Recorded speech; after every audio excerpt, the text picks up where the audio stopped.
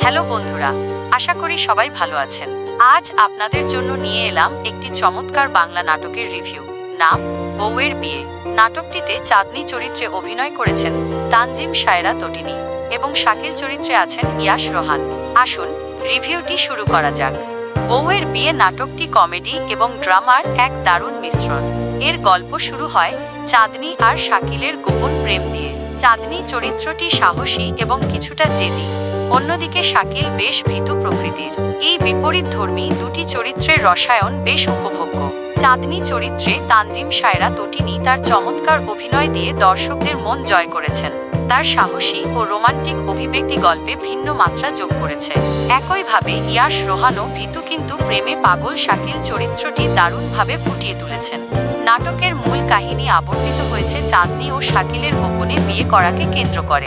চাঁদনী বাড়ির মালিকের মেয়ে এবং শাকিল তাদেরই ভাড়াটিয়া।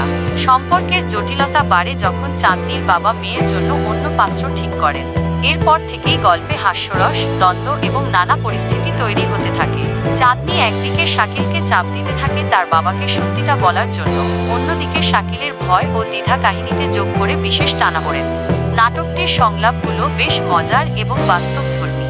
উদাহরণস্বরূপ চাঁদনীর মুখে "তুই আমার সাথে প্রেম না করলে তোর খবর আছে, তুই করবি না তো তোর 14 গোষ্ঠী আমার সাথে প্রেম করবে" এই সংলাপটি বেশ হাসির উদ্রেক করে। আবার শাকিলের বাবা জানলে আমাদের বাসা থেকে বের করে দেবে, এই ধরনের কথা তার অসহায়ত্বকে স্পষ্ট করে। সংলাপের পাশাপাশি নাটকের আবহ সঙ্গীত গল্পের মেজাজের সাথে বেশ মানানসই। নাটকের শেষ পর্যায়ে যখন চাঁদনীর বাবা তাদের গোপন বিয়ের কথা জানতে পারেন, গল্প একটি গুরুত্বপূর্ণ মোড় নেয়। অবশেষে শাকিল সাহস সঞ্চয় করে বলে ওঠে, "আমার বিয়ে করা বউকে আপনি নিয়ে যেতে পারবেন না।" এই দৃশ্যটি দর্শকদের মন ছুঁয়ে যায়। সব মিলিয়ে অভিনয়, গল্প এবং পরিচালনার বিচারে বউয়ের বিয়ে বাংলা নাটকে একটি উপভোগ্য সংযোজন।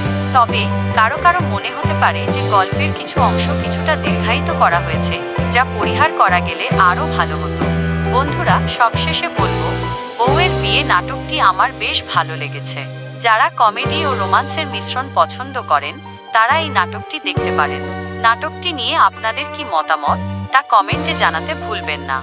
রিভিউটি ভালো লাগলে লাইক ও শেয়ার করার অনুরোধ রইল। আবার দেখা হবে অন্য কোনো নাটকের রিভিউ নিয়ে। সবাই ভালো থাকবেন। আল্লাহ হাফেজ।